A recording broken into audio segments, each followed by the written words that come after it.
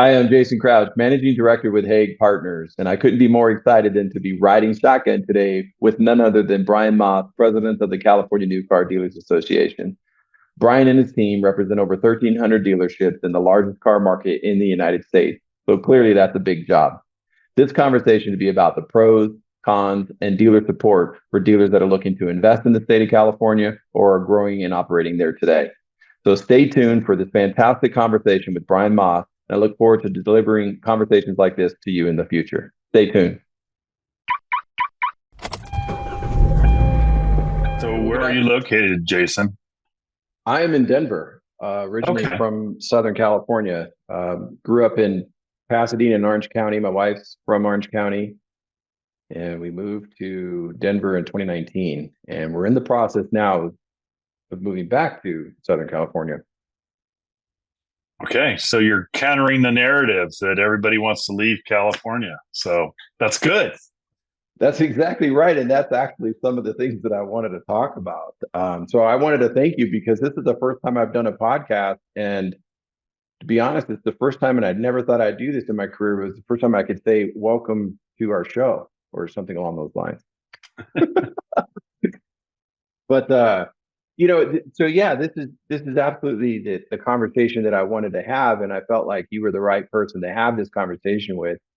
Obviously, we advise dealers nationwide on growing their business, and that includes optimizing portfolios, maybe selling stores, buying stores.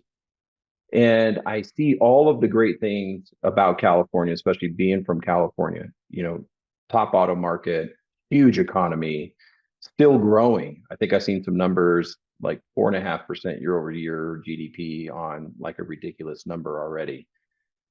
However, when I talk to dealers and I start suggesting, what are you looking for? Where are you looking for it? It turns into, well, I'll take this here, I'll take that there, a small platform to go to this market. But if I can get like a Toyota, for example, I'll go anywhere. Then if that Toyota store comes open in California, it turns into, well, California, so forth, right? And it's a little Hmm. apprehensive. And I think that there's a miss there. So what I was hoping to talk to you about is I'd love to get your background on, I know you are an attorney or started out your Hmm. career as an attorney, and then you made the move to CNCDA, and love to get the background on that and your passion for what you're doing. And then some of the things the CNCDA is doing. My understanding is CNCDA is the largest auto dealer group or association and probably the most active. And so I wanted to kind of get some of that background to say, okay, if someone's considering investing and growing their business and they're looking at an opportunity in California, objectively, what does that look like? And what are the supports you have, like CNCDA and so forth? So I guess we could start with, you know, yourself, your background, going Sure. from an attorney to CNCDA and what you're working on today. Thanks for having me on. I've been president of CNCDA since 2013, and for 11 years before that, I was the lobbyist and for a time chief lawyer, but doing a bunch of legal stuff for the association as well. Before I joined the dealers 22 years ago, I was a practicing attorney for about a dozen years at a big law firm out of San Francisco, and then they opened a Sacramento office. And I'd always had a passion about public policy. And so about 2000, I was kind of deciding, hey, what do I want to, do for the rest of my life kind of thing, and decided I really wanted to go directly into public policy. So I lobbied for a brief time for the Bankers Association after lobbying a bit for my law firm. And then I got recruited to join the California New Car Dealers Association. Peter Welch at the time was taking over running the association, and he needed somebody to backfill his position. And fortunately enough, he selected me. And then I ended up following Peter into the president's chair when Peter left to go run NADA in 2013. So that's how I ended up at the dealers, and best job I've ever had. They are great people to work for. their entrepreneurial spirit and their flexibility and their willingness to understand how politics and policy intersect their business is unparalleled. And again, I've been in and around government pretty much my entire adult life. I worked in the legislature in the 80s. So I've seen lots of business groups that frankly don't get it. And working for the dealers, they have an intuitive understanding of how government can help or hurt them. And they're great people to represent. That's what, and so you've got, I think, is there 1,400 dealers in California complete? Yeah, we have about 1,400 rooftops. That's how we count the potential members of our association. We have about 85% of the rooftops are members of CNCDA. So they're active members of CNCDA. Yeah, we charge them dues, so we hope that they're active and get something in return for the amount of money they pay us. That's for sure. Oh, absolutely. So that's exactly what I was looking for. So we've got obviously some very knowledgeable business owners that understand as to what you were just saying, right? The intersection between business and the government, public policy, and how all that works. And then I've got to imagine automotive has to be like number one, number two in terms of state tax sales revenue. There's, income, or I guess it would be sales tax revenue to the state. So, I mean, there's a huge, not only the size of the industry or the size of the association, but overall the contribution of the industry to the state creates a lot of momentum, in that direction as well. Yeah, and if you think of how government in California is funded, and we can dive as deep as you want into this, but most jurisdictions, they have some mix of property tax revenue, sales tax revenue, income tax revenue, some kind of business fees or other things. And that's basically how government makes money. And in California, ironically, our property taxes are relatively low because of Prop 13 that was adopted in the 70s, which means government puts pressure on corporations and individuals through the income tax and sales tax. And depending on which jurisdiction you're in California, sales tax is about 10%. If you add in, state and local contributions and special districts and stuff like that.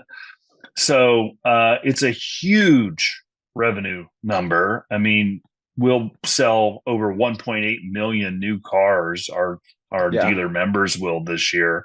The amount of money that is to jurisdictions throughout the state is massive. And if you're in a city with an auto mall or an auto row or what have you, where there's a group of dealers, it can be anywhere between 25 and 75% of the total city revenue comes from car dealers. So local elected officials in particular have a real understanding of how significant we are for their business, for their city.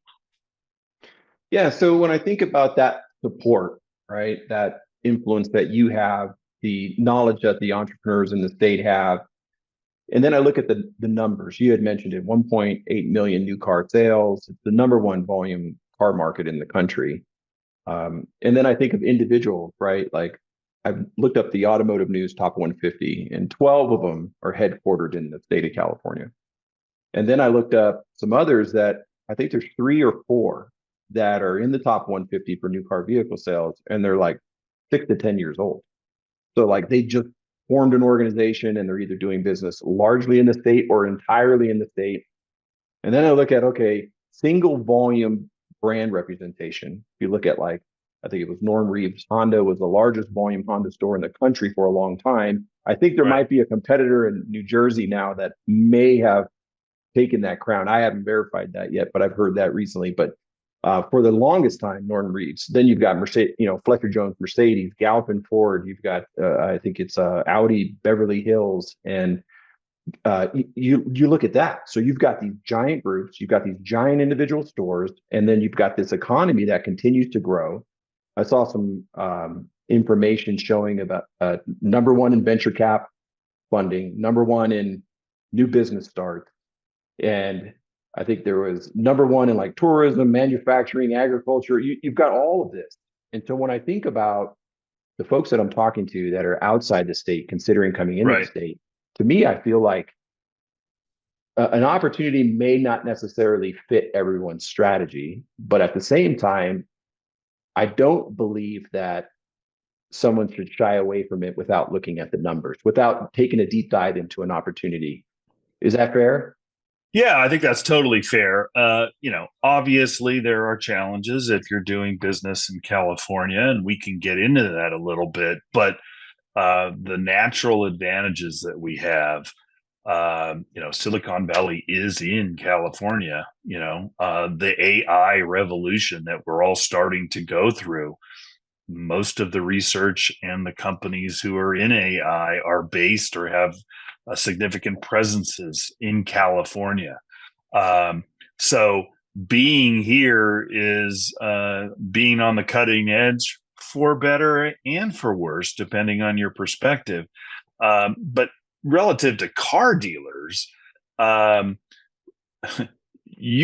mass transit isn't like it is in, say, the Eastern Seaboard in certain Yes. cities.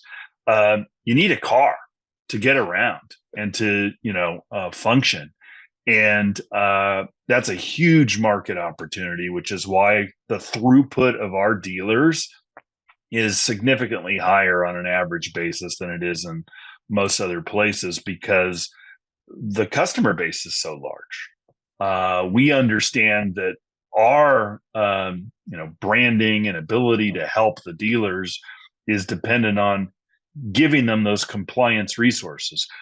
Yeah. Another dealer association in some other jurisdiction where the legislature's not as aggressive or the laws aren't as onerous, they don't have to focus so much on compliance. It's not what the dealers are looking for their association to do for them. But you talk to any dealer in California who understands who CNCDA is and what we do, they know they can use us as a resource to help their business. And we've been very, very successful, not only helping dealers comply with the rules, but on occasion changing those rules. And that's what this PAGA effort's about. We've made recent changes to our franchise laws and many other things over the years where we're advocating on behalf of the dealers to make the rules more palatable for them. Yeah, and that bringing that up, so AB 473 was a big win.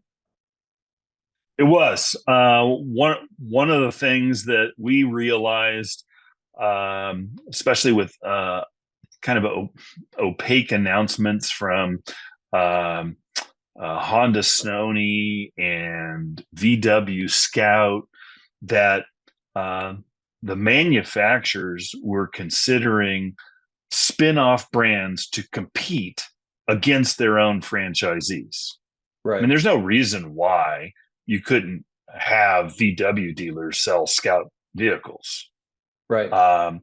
But they've been very not transparent about when or how these vehicles are going to be sold and by whom.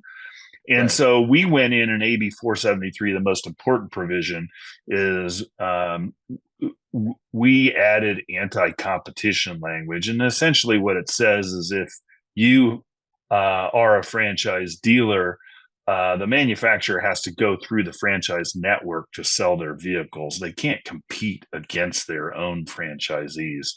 Mm-hmm. And we were trying to anticipate what the future could bring and prevent that. Notably, though, the law doesn't impact direct sellers. Tesla, Rivian, what have you. They've been able to sell without franchisees since those firms were created. That's not what this fight was about. This is about an entity that already picked the franchise dealer model and then decides, well, for some vehicles, we're going to sell them through our partners, and for other vehicles, we're going to sell them ourselves. And our chief provision in AB 473 was to shut that down. And we had a dozen other provisions in the law. And since I've been at CNCDA, we've probably done 6, 7 different franchise bills over the years um, to enhance the protections that are in our law to ensure that our dealers don't have to worry about unreasonable facility requirements or performance standards that don't make sense. We have retail parts and labor reimbursement policies for recall and warranty work, many other provisions and multiple bills over the years, all designed to enhance the protections in our statute for our members. Yeah. So if a factory or manufacturer signs up a franchise and then that individual invests in facilities and everything versus, the direct sales model, says we're going to go direct and we're going to put the bill to build our facilities. And the other model, it's like, okay, you go build the facility. And then later on, we come out with a different model line that we'll call ours. And it's just extremely unfair. So it's great to close that loop. And it's interesting because you have one end of the spectrum being Toyota, for example, and their leadership has been very vocal at a number of events that we will grow with our franchise network, right? We see them as a very, very close partnership, and this is how we're going to grow. Then you get the middle ground, which is like, we're going to grow with our franchise network, but we might bring in a third party to help us in marketing or customer lead gen or, an Amazon relationship, for example, is one of them. Then you've got this other model where we've got at least two, Scout Motors and I guess Sony, Honda, creating a we don't know what, right? So with AB 473, if those two groups have continued to stay quiet, what does that mean? Is that just like a point in time where they're just going to have to come out and talk about it? Is it basically something they can't do in the state? Like what do you see? Yeah, our view is the latter, Jason, is that with the passage of the statute, they're effectively prohibited from doing it. Okay. And that was a preemptive strike we felt was really important. And even though they've been very coy about their announcements, the fact that they vociferously opposed our provision was all the indication we or our dealers needed about what their true intentions were. True. And now this is the law of the land in our state. And several other states, by the way, have enacted or are enacting similar statutes because we all collectively see what the potential challenge is if you allow manufacturers to pick and choose which vehicles are going to send to dealers or not. Right. The fundamental view of the franchise system has always been you as a dealer have access to every vehicle that the manufacturer makes in your line. And we don't want a situation where, they cherry pick and send the good vehicles to their friendly dealers or to themselves, and they send the turkeys to everybody else. Right. And so I think that's another bill that you guys had passed, or maybe it was a piece of a bill that talked about allocation and like what you were talking about. We created a specific protest rights for allocation in AB 473, including a new law that allows a dealer to request the allocation formula of the manufacturer, so they can see, how are these vehicles distributed to the dealer network, and if in the dealer's view they're not distributed fairly, they can go to the New Motor Vehicle Board in our state, file a protest and say, you're not complying with the statute. You need to distribute these vehicles fairly. And we all know of the potential shenanigans that manufacturers can engage in where they pick dealers that they like and advantage them in seen and unseen ways, and they disadvantage the dealers that they don't like. And we don't think that's fair. Everybody should have the same shot to get whatever vehicles they think they can sell and try and sell them in their market. That's fantastic. So, like we were talking about, it's such a fantastic state in terms of the volume of business, the economic engine. You did mention there are some challenges with doing business in the state. I know one of them was PAGA.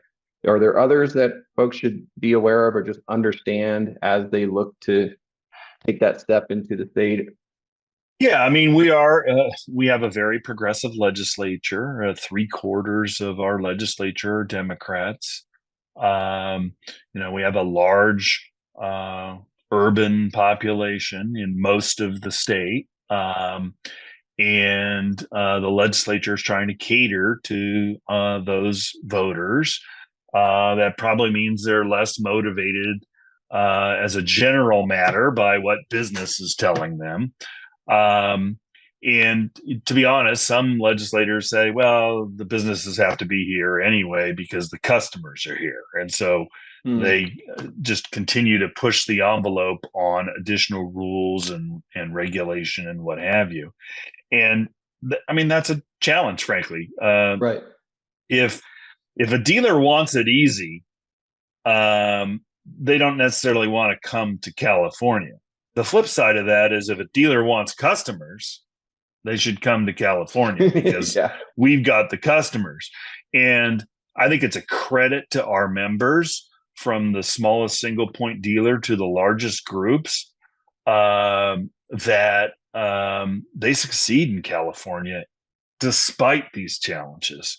And, Lithia, for example, the largest auto retailer in the country, has grown a couple dozen stores in the last 10 years in California. They understand the benefits of being here and what the customer base means to their bottom line. And AutoNation has a large presence in California. A lot of the larger private groups, as you mentioned earlier, are based here or have large presences here. And we're not going to shy away from the fact that it's not easy, but with our help and being smart about focusing on compliance as a core principle of your business, dealers can succeed. That's what I was thinking because when I started looking exactly at what you were talking about, the size of the groups, but mostly from what caught my eye was the ones that are like 6 to 8 years old and they're already in like the top 150 dealer rankings, right? And you're looking at that and you're saying, there's a key to this and there's an engine there. It just has to be done correctly. And then when you look at CNCDA and the power that and support that you guys bring to the table, I think that there's a great marriage there, right? Obviously. So I was just kind of like really surprised to hear some folks say, "Oh, I'm just as soon as you mention the state, it's like not interested." And I know it's different. And I was actually having a conversation with one group that said they do investments in other dealer groups, and they were saying doing business in California is like doing business in another country. It's like I get it, right? There's definitely a difference, but you're also accessing an economy that's as big as other countries, right? So it's like to your point, the customer is there. So I think that there's just such a great benefit of doing business there as well. It just has to be done to your point correctly. Yeah. You have to be very intentional Mm-hmm. about coming or staying or investing in California. But out of challenge comes opportunity, and Yeah. going to a place where it's easy. Well, you know what? It's going to be easy for everybody else too. So, Mm-hmm. um, if you've got the right business structure and the right folks in your organization, and compliance is a key component of doing business in our state.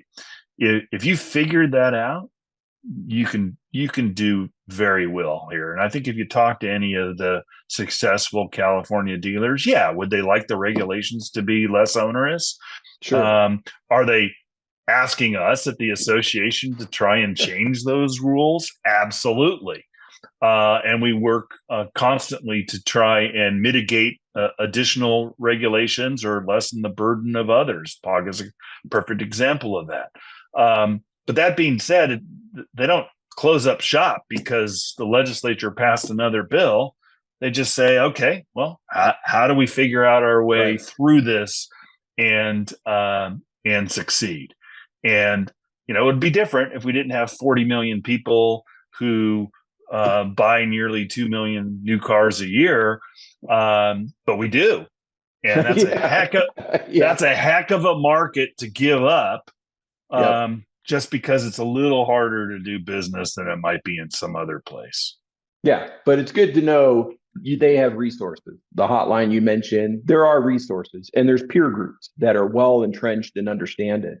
One thing you and I were talking about at the CNCDA's dealer day was Mm-hmm. that there was some compliance regulations coming down that's nationally that California dealers will be more prepared for than maybe others. Can you talk a little bit more about what that background is?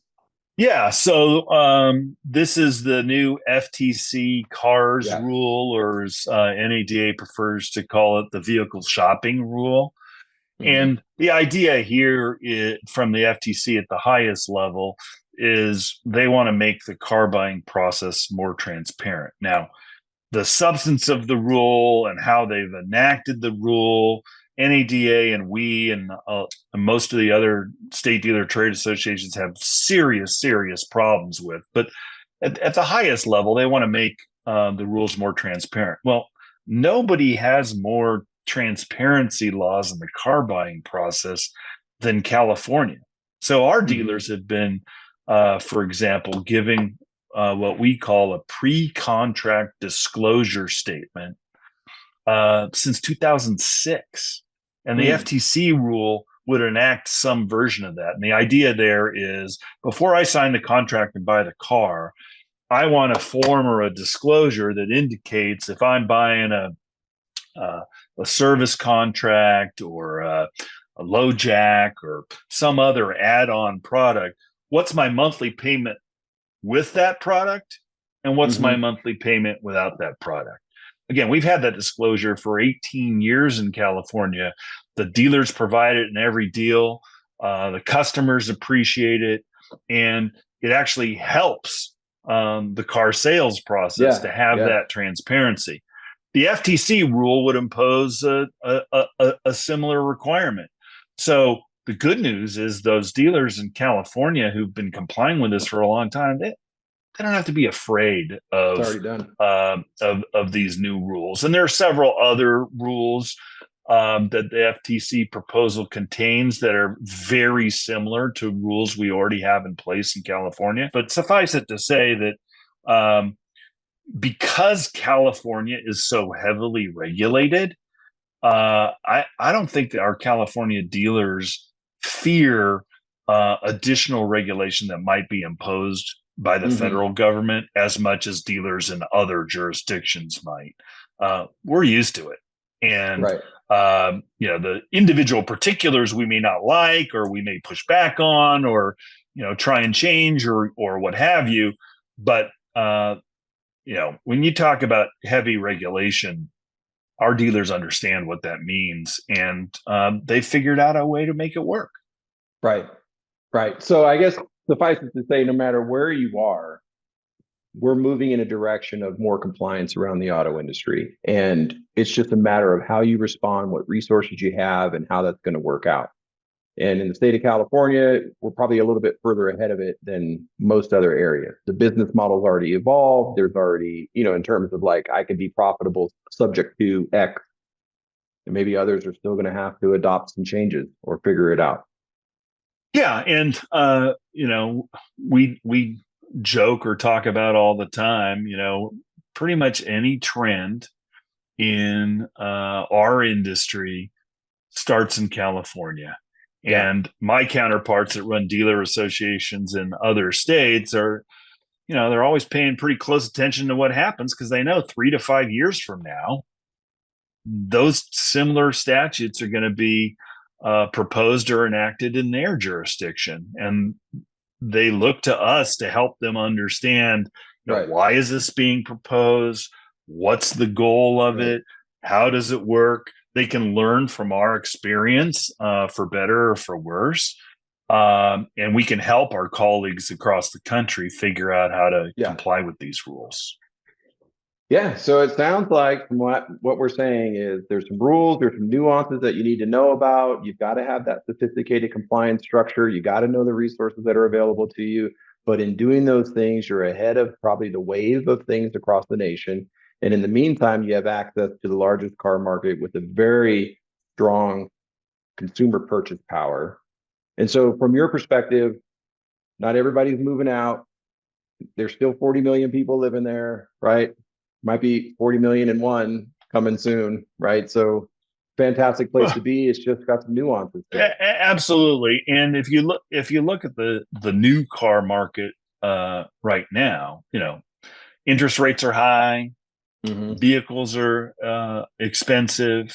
Um, you need a customer base that can afford those vehicles, and because Yes. of the nature of um, some of the uh, growth in business in California, whether it's the entertainment industry or Silicon Valley or other industries, uh, we have wealthier citizens who are in the new car market who can afford to purchase these vehicles. Where in other jurisdictions, it's a lot harder Yeah, to that's a have great point. that income base to purchase these vehicles. I'm not just talking luxury vehicles. I'm talking, GM, Ford, Stellantis, Yeah. mass market vehicles. Um, so the fact that we have uh, such a strong economic engine really helps the new car market in our state. And we haven't even talked about EVs and what's going on in that part of the world. If every manufacturer is making a bunch of EVs and they're trying to figure out how to market and sell those EVs, you'd be a fool not to look at the California experience. We sell 3 times the amount of Mm-hmm. EVs that the rest of the country does combined. Yes. So our market share in EVs right now is 21%. The national average is 7%. Um, if you're saying, okay, 5, 10 years from now, we're all going to be selling EVs, you'd want to figure out how they're doing it in California Mm-hmm. and how that market is evolved, how they're approaching building infrastructure, updating the power grid, all those kinds of things, because that's going to come to my jurisdiction. And why not have the benefit of the experience of California dealers who are going through it right now with their customer base who are, frankly, very interested in EVs? Yeah, they are. The hybrid market, the EV market. I've noticed in the most recent report you put out, Toyota and Honda increased their market share and Tesla fell back a bit. And so the franchise model in the EV space or in general looks very healthy, despite the fact that Tesla seems to be more dominant in terms of their share in California than they are anywhere else in the country. But we're seeing what you could say traditional franchise models still succeed and do extremely well, potentially outrun them in California.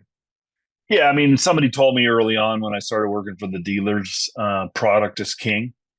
Yes. And part of the reason Tesla has such large market share is they had the EV product that was appealing, especially to California consumers, and they had the field to themselves largely. I Mm-hmm. mean, there was the Nissan Leaf and there was the Chevy Bolt, but really, franchise dealers didn't have a whole lot of options to compete with the Model 3, the Model Y, the Model Right. S. There just wasn't that opportunity. Well, those days are over. Every Mm-hmm. manufacturer has some EV or certainly electrified versions of their ICE cars, whether it's plug-in hybrids or Right. traditional hybrids. And I think that's reflected in Tesla's numbers. They're not growing at the pace they were growing before because they've got more competition. And Yep. I don't think it's going to get any easier for Tesla going forward, um, because on the high end you got Mercedes, BMW, Audi. You've got great product. The mid range you've got Hyundai, Kia, and Toyota's Hmm. got a good electric vehicle. I mean, you start going through every brand. Um, the F-150 Lightning. If you want a pickup truck, I mean, would you rather drive a Cybertruck or an F-150 Lightning? These are the Yeah. fact that there's competition for Tesla across all these market segments is huge. Yeah. No, that's fantastic. Well, I appreciate your time. It's been a great conversation, and it's fantastic to see everything that you guys are winning. In terms of the success in the state as a dealer association. Seems like you've got a lot of momentum. You've got the attention of the folks that you need to have the attention of. And out at Dealer Day, I saw a lot of really engaged dealer principals and group leaders, and it was just a ton of fun to be there and see so many people involved. It seemed like an incredible event. Well, thank you, and I think that the dealers understand um, we have a role to play and to help them and their businesses be successful. It's a tough environment.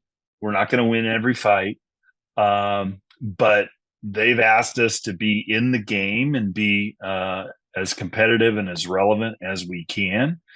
Hmm. And it's a challenge. It's a Yep. lot of hard work. But just like the dealers every day, every first of the month, they open the door and say, "Hey, I got to sell Yep. 300 cars again this month." Um, we're the same way. We don't win every fight, but we like participating in as many fights as we can on behalf of the dealers. That's fantastic. What's the call to action for dealers that are doing business in the state, or investors or dealers outside the state considering entering California? Like, what would you suggest they do to be sure that they're successful? Yeah, it's a good question. First thing I'd say is go in with your eyes wide open. Um, Understand that there are unique challenges to a highly regulated state like California, but you can overcome those challenges with help. And the first place to go for help is NADA, CNCDA, our local metro associations in the state of California. And a dealer shouldn't just say, you know what, I know how to sell cars, I know how to service cars, I don't need any help. I don't need to, I can just put my head down and make money and I'm good. And I think what our dealers have learned over the years is now you need to have your eyes open to the challenges that are coming at you from the public policy realm and engage with your dealer association so you can understand what those challenges are now and what those challenges might be in the future so that you can prepare for those. And those that engage with us, frankly, are the most successful dealers because they understand Hmm. what's coming down the road and can prepare for that. It's the dealer that, yeah, I don't know. They changed the labor laws in California recently. That doesn't affect me. Oh, yes, it does. And they're going to pay the price if they don't keep up with the rules. So, keep your eyes open. Understand that there are tools available to dealers and investors in California to comply with this stuff, and lean on your trade associations. That's what they're there for. I mean, we wake up every morning and go to bed every night. Our job is to make the dealers' lives better every day. And if there's a problem or an issue, we want the dealers to engage with us and let us know so we can try and figure out a way to solve it.